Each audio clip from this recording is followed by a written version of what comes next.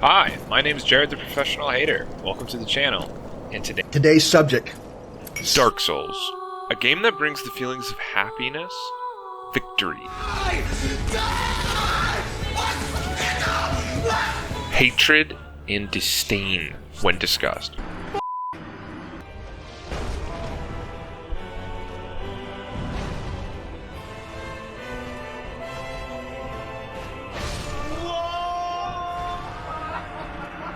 For good reason, too. Every playthrough is its own unique story, with extremely high variance when it comes to enjoyment and difficulty. Overall, though, I like to think of every first initial playthrough as its own personal story of struggle, whether that be a good or bad experience. There's nothing quite like your first playthrough in Dark Souls, where you have no idea where you're going, what the next boss is this chest even real? How am I being trapped in a painting? Everything is a mystery and a journey, and us the players are just in awe of this experience. That feeling is what makes Dark Souls so special and revered, especially when compared to other fantasy role-playing games that feel so empty, fake, flat, and pointless. This feeling of wondrous adventure applies to almost all FromSoft games because world design is their specialty, but for the sake of simplicity, we will focus on Dark Souls for this video. Now, I'm a massive fan of this franchise. I have played every game they made since Dark Souls 1, including Armored Core. So I have a pretty good grasp of the games and how the game design changes over time. But how does this relate to addiction, specifically smoking? Well, first, I want to talk about how Dark Souls characterizes struggle and relate that to addiction, as well as my own personal experiences with addiction. Okay, now that you have a little context, let's continue. The true essence of Dark Souls boils down to overcoming struggle. This is a struggle known very well to people who have persevered and previously completed the game. Before that player actually accomplished their goal, though, their perspective and view of the game were more than likely very different. An anecdotal example would be how my friend John said that it would be an impossible task for him to beat Dark Souls 1. And now he talks about how the evolution of the combat system, as you go from the first game to the third installment, is amazing and keeps him coming back for subsequent playthroughs. If you do not understand what I just said, don't worry. It just means he loves it now. Probably a bit too much. Right, so his perspective went from a single playthrough being an insurmountably difficult task with no possibility of success, all the way to a hard-fought journey filled with victory and emotional satisfaction. This turnaround attitude is a common concept within the Souls community. Manly's review summarizes this feeling really well. It's always tricky talking about the bosses in this game because there's two versions of you playing them. There's a part of you that will endlessly bitch about the experience as you die over and over again, and then there's the post-boss clarity that comes after beating it, which sort of overwrites the first half. The reason for this two-sided perspective is because of how From Software approaches struggle and difficulty within their game. Obviously, Dark Souls characterizes struggle most commonly through dying. Lots of it. And I mean a lot. Failure is the expected outcome, statistically speaking, almost every time, but winning is always a potential outcome based on your own decisions and mechanical skill. This creates the mentality of hard but fair often spread within the community. The resulting gameplay loop begins and ends with what the player is willing to endure, and by proxy, how much success they will find within the game. When thinking of struggle in this way, I'm reminded of the quote by Sigmund Freud. One day in retrospect, the years of struggle will strike you as the most beautiful. An extremely fitting quote for this series, but Freud is somewhat, well, how do you put this? A sex-crazed philosopher who really liked cocaine and cigars. With a little less context, you would think I'm talking about my father in the 80s. I'm just kidding. Kind of. Anyways, for our purposes, the quote conveys the point that struggling in the moment feels awful, but later on it becomes a cherished, nostalgic memory. But what kind of struggle is he referring to? I would say there are two main kinds of struggle: physical and mental. Struggle in a physical sense is obvious and easy to understand. The struggles of the mind, however, are much more nuanced to understand, especially when it comes to addiction. This is due to the fact that addiction is innately an illogical concept. Repeating a destructive behavior over and over when you don't want to is about as illogical as something can be. When I was younger, I also viewed addiction as this illogical concept. Addiction was something that I knew was possible because of my older brother's addiction to cigarettes, but not something that I thought I myself would ever experience. Spoiler alert, addiction hit me like a peak Mike Tyson knockout punch. That's a change of plan with the Now, before we go much further with my personal experience, I want to talk about what addiction really means and some stats around it.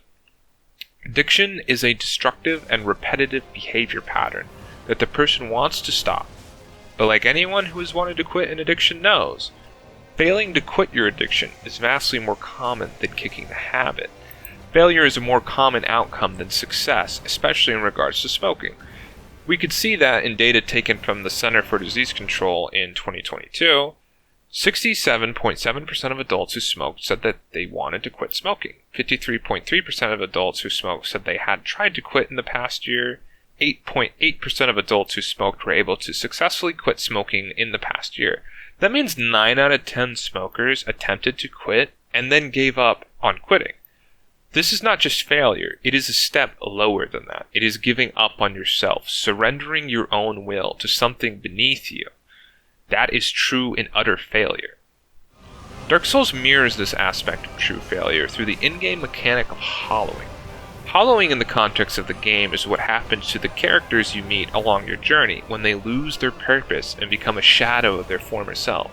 It is a very sad mental decline that is unavoidable in almost all questlines and really makes you question what was the point. In that same fashion, our unique player character only goes hollow when we quit the game and give up on their unique journey forever. That is losing purpose and becoming a shadow of their former self, but it's for us. Also, hollowing looks like your lungs when you smoke and are 35.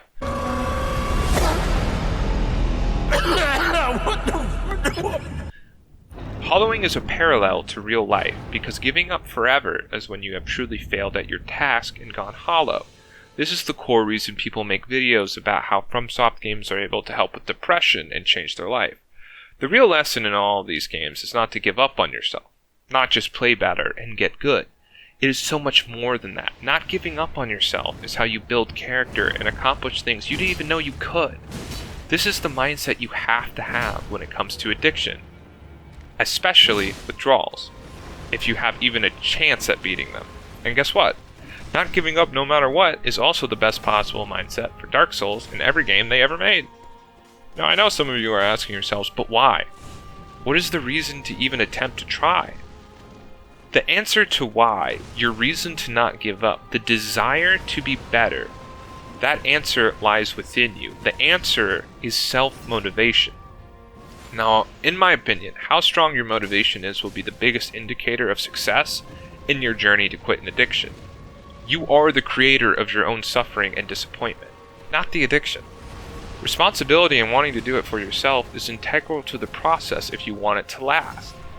Naturally, this type of motivation also applies to the difficult journey of Dark Souls. Motivation for almost all video games usually presents itself in the form of intrinsic motivation. That means the motivation comes from within oneself and is not an outside reward such as money or popularity.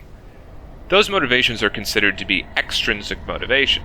Now for me personally, my ego was the primary intrinsic motivator to complete Dark Souls. Constantly gaslighting and reassuring myself that I was good enough even though I was terrible and would repeatedly fail at the tasks set before me. The way that I viewed myself created an environment that encouraged me to succeed. My perspective was not, can I beat this boss? But when can I beat this boss? That kind of thinking is how you get shit done. This is not how I initially viewed my addiction though, but this was the perspective I had when I finally did beat my addiction. So let's finally talk about my personal experience quitting smoking. I had struggled with smoking for about 5 years, going from Juul to vapes to puffs, fumes, and everything in between. I tried really hard about 3 times to quit and failed each time. But when I framed it in my mind as a challenge to my ego like Dark Souls, it clicked for me. I truly did have the motivation to stop and kick my addiction in its ass and take back my life from a stupid smoke stick that controlled my ability to be happy. A somewhat obvious opinion would be that I just did not want to quit bad enough up to that point. Now, I think there's definitely a little room for that argument, and in fact, I would go as far as to agree and say I did not have enough motivation to do so. So how did I get enough motivation to quit? Well, it was my perspective that changed. Stay with me now. Perception and perspective play a massive role in how we interact and understand our lives. To apply this concept to addiction is not exactly unheard of and is actually extremely common. The first step to quitting any addiction is to admit that you have a problem. The first step is definitionally a shift in perspective regarding your own habit, also known as behavior. A mental change, not a physical change, starts the domino effect that eventually leads to quitting an addiction. Replaying Dark Souls was the mental domino effect I needed to change my perspective.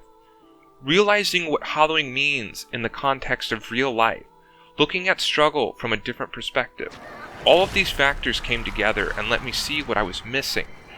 That decision of replaying Dark Souls has led me to be sober for 5 months from all forms of nicotine, and I am damn proud of that number, and I know it's only going to go up. What I would like you to take away from this video is that Dark Souls is an allegory for the struggles of life. It's just a bit smaller in its scope. This journey of in-game struggle can change your perspective on so many things, and I really recommend giving it a try to anyone who hasn't before. For me though, Dark Souls did not just break the cycle of fire, the in-game ending, where the world repeats itself only to make the same mistake over and over again. But it also broke the cycle of my addiction. For that, I will always be grateful. Enough about me though. If you're going through a battle with addiction, or even just a tough time, don't give up. And remember, don't you dare go, Ollie. Thanks for watching.